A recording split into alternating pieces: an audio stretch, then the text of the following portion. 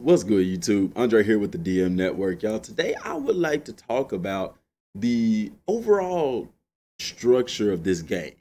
Will the game be geared more towards newbies to the Dragon Ball gaming genre, or will it be geared more towards people like myself who've been around a while? Now, we talked about this a little bit yesterday as far as the combat depth, but today I want to talk about the overall picture. But before we get into that, if you're new to the channel, please hit the subscribe button. Matter of fact, no, please hit the subscribe button. It doesn't cost you $0 to hit that sub button. It helps us out tremendously to continue doing what we enjoy doing and making this content daily. Turn on notifications so you don't miss a single upload. So with the game, like I talked about yesterday with the details of the game in a sense, and it being nostalgic for people like myself who've been around for a millennia as far as Dragon Ball is concerned. And then being something of a refresher, a chance for people who are getting into Dragon Ball, who came in with Super and don't necessarily know the background of Dragon Ball, Dragon Ball Z, but getting a chance to play it for the first time since, PlayStation 2s aren't out anymore and it's tough to get your hands on some of the older games. How will this game be, One thing in gaming is, especially when you have a game that's been out over several years, maybe even decades, and Dragon Ball Z it's been out for decades, the gaming in a sense. And you have people like myself who've played these games all the way back from Super Nintendo, all the way up to PlayStation, PS2, 3, now 4. Then you have someone new coming in. You have to make a game to where it pleases everybody. It's difficult to do, and you're not going to make everybody happy. But as far as pleasing everybody, I'm referring to the sense of new people to the genre. You have to make the game structured so that they're able to get in, play, feel a part of it, become a part of it, be competitive in it. But you also have to have an element of the game that's going to please those people who have been around the block a time or two with the game, So how do you do that? Because if you just go and tell the same old thing over and over, the same way it's been told in every game, then those people like myself may not be as interested in it. So you do have to tell it a way that it has never been told before. And the beautiful thing about that is there isn't many, if any, Dragon Ball games that literally go super in depth as far as the episodes go. I mean, can you imagine playing a Dragon Ball Z game where it was literally just like watching the anime, only you got to fight, you got to control the character and things like that? It'd be pretty cool. Be a pretty lengthy game, but it would be pretty cool. And I say lengthy, but this game has the potential to be just that. Why? Because we notice in a trend with Bandai Namco that they come out with these games and then they support it for almost 3 years if you look at Xenoverse's case. So that means that you have a long time to play the game. It means that content is down the pipe for it, and it extends the life of the game, it extends the longevity of the game. You look at games that are successful in this manner, like Rockstar's games, Grand Theft Auto, Red Dead Redemption. I mean, these games stand the test of time simply because of the support of the game afterwards. It's Grand Theft Auto, in my opinion, is the perfect marriage of a game as well as an online service. That is the perfect form of it, because you have a $60 game. If I just wanted to play the regular Grand Theft Auto game, I have hundreds of hours of content for that $60. And then there's a completely different game for the same price. Yeah, you got to pay for some of the stuff, but that's how they pay for it. That's understandable and it's accepted. But it's completely separate. It's completely free along with the original game, of course.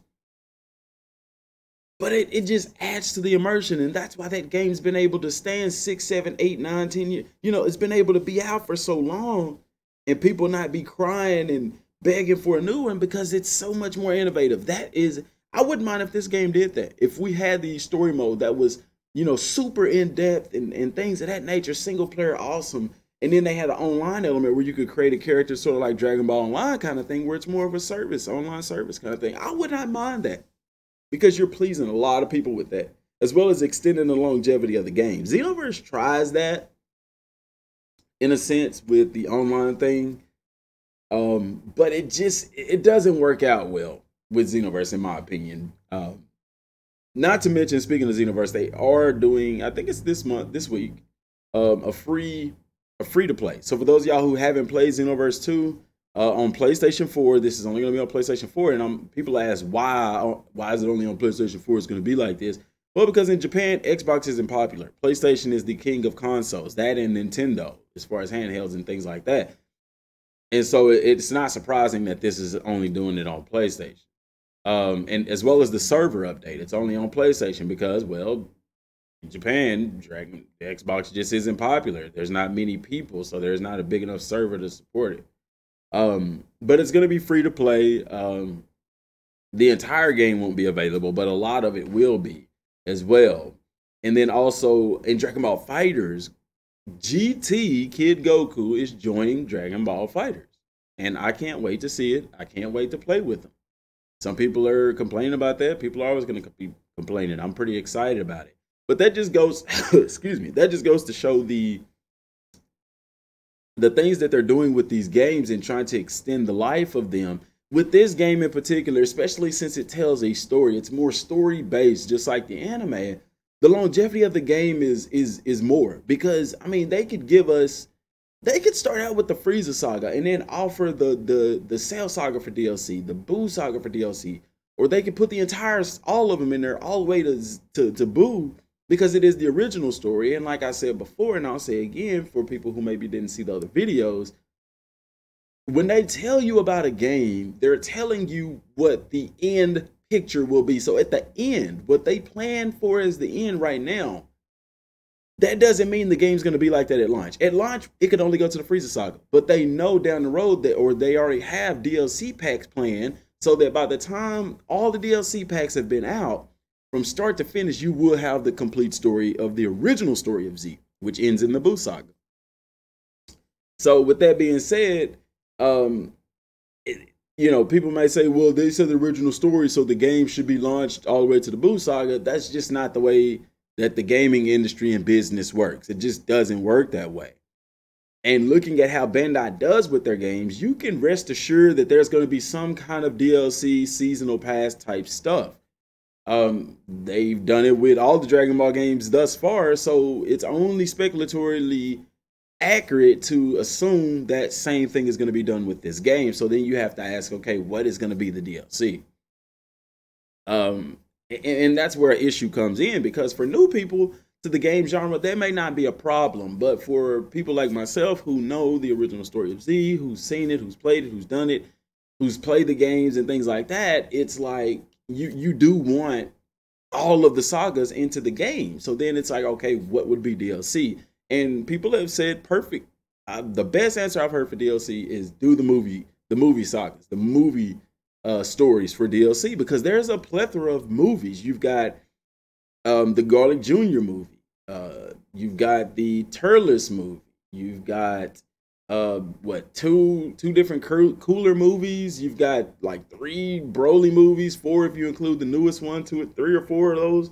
I mean, there's a lot of different movies. You've got the Tapion movie. You've got the Future Trunks movies. And all of these were done before Battle of Gods. There's a plethora of movies that would provide sufficient DLC content into the game that a lot of people would be happy about, that when you look at the end picture, you have everything Dragon Ball Z in that. And that is awesome. That is a perfect idea. Give us the full game from the Raditz all the way to Majin Buu, and then DLC have the different movies, stories and things like that. That would be so awesome. That would be perfect. And I think it would make everybody happy, or they would make the majority of people happy. Some people will still be like, well, the movie character should have been in the game as well as side missions or something like that. And that idea works too. But there's so many options to pursue here. But like I said, the thing they have to be mindful of is, who is their target audience? You know what I'm saying? Who is their target audience? That's the biggest question that can be asked right now, because whoever their target audience is tells you what that game is going to be like. If their target audience is newbies to the Dragon Ball genre, it's not to say that the game won't be good, because nowadays you have to capture somebody and hold them. Game developers cannot afford to put out a mediocre title if they're trying to capture new people. They can't afford to do that. You look at Dragon Ball Dokkan Battle and Dragon Ball Legends. Dragon Ball Legends came out after Dokkan Battle. Dokkan Battle was on fire when it first came out, but there was no competition, so they were lacking in support and things that they gave back to the community. When Dragon Ball Legends came out, they came out booming, boom, boom, boom, boom, boom, boom, boom. They're trying to capture everybody, so they're giving out more things. They're making stuff easier to obtain, as well as still providing a challenge.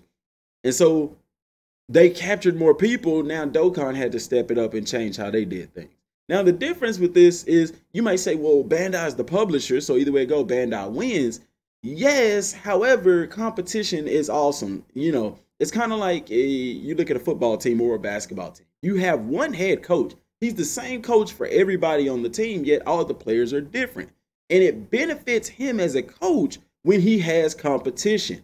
For instance, on the depth chart, you may have 3 quarterbacks.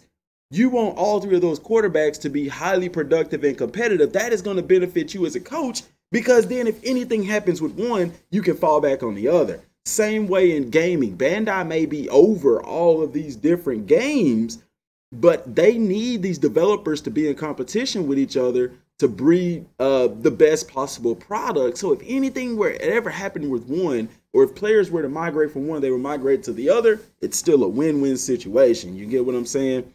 So I don't know. What do y'all think? What audience do you think they're going to be targeting with this game? Let me know down in the comment section down below, y'all. Appreciate y'all for watching. Till next time, peace.